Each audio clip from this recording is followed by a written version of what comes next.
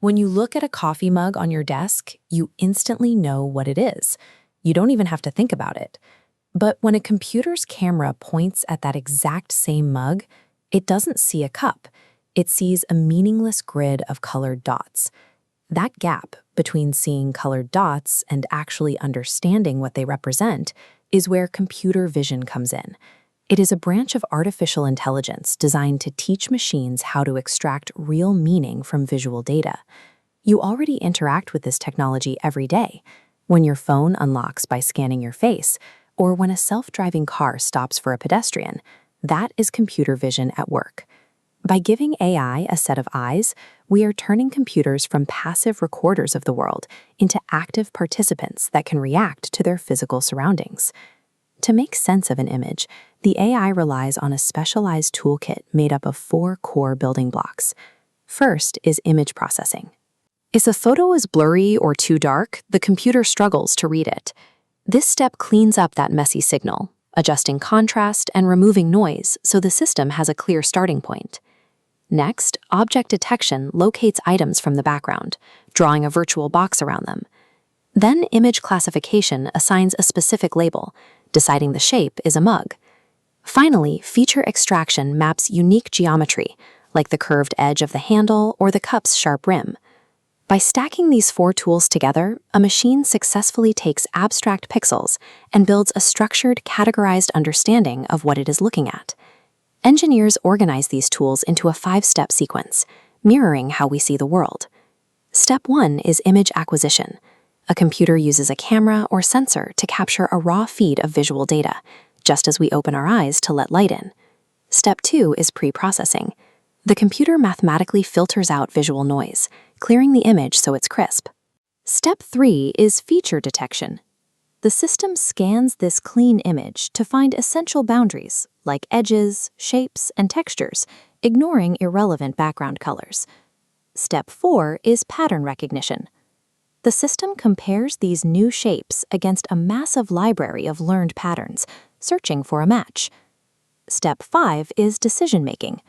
Once identified, the system takes a definitive physical action, like triggering a notification.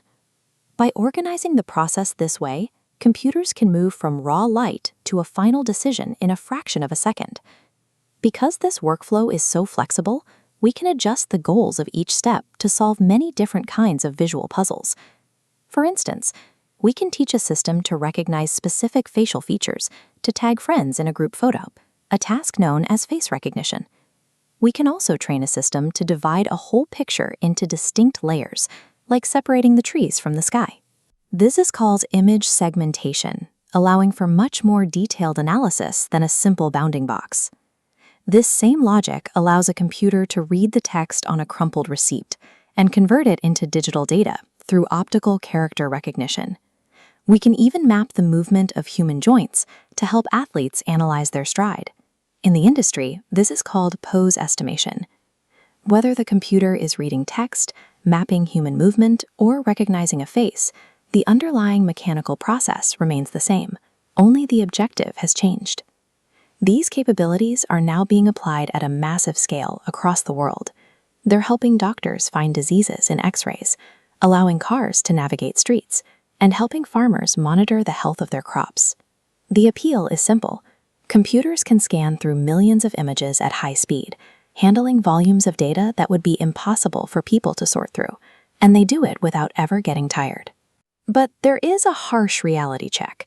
Computer vision depends entirely on ideal conditions, and it can be surprisingly easy to break. The environment is a major factor. Poor lighting, deep shadows, or one object partially hiding another can confuse the system. A sudden glare of sunlight on a lens can make a stop sign completely invisible to a car's AI. There are also data limits. The system can only recognize what it has been taught. If it encounters a shape or a situation that wasn't in its training library, it won't know how to react. Computer vision is an incredibly powerful tool, but it is also brittle. It is only as capable as the data it was fed and the environment it operates in.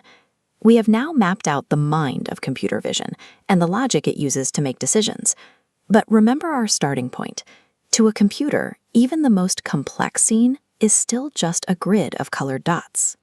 In the next episode, we are going to look under the hood to see how physical light is translated into the raw numbers a machine actually computes.